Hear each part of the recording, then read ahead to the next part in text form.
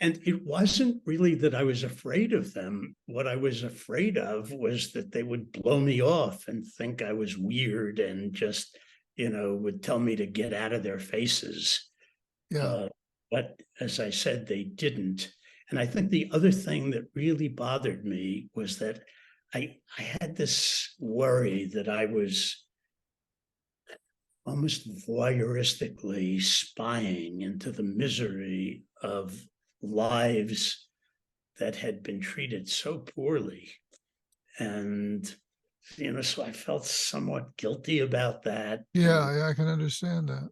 and worried that they would somehow discern that and, not want to talk to me. Yeah. Now, you actually, at some point, did you record these conversations? Yeah. So after I started talking to people, I decided that I really wanted to share their stories with a larger audience. And I began asking them if I could record our conversations. And and then I was so struck by the beauty of their faces and the way that life and suffering had engraved Mm, themselves and their faces that I felt I couldn't do this without actually photographing them as we talked. So it was in the beginning awkward to have this camera between me and the people I was talking to, and I worried that it would just be too much of an interference. But both of us very quickly kind of forgot the interference, even though I was photographing them as they talked.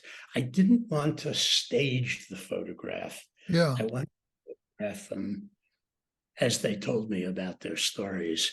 And, as you could see in the book, a lot of people, a lot of people had tears in their eyes at some point during my conversation with them. Uh, I had expected to find people with hardened shells and, a kind of toughness. And I found the opposite. I found people uh, whose suffering was very close to the surface.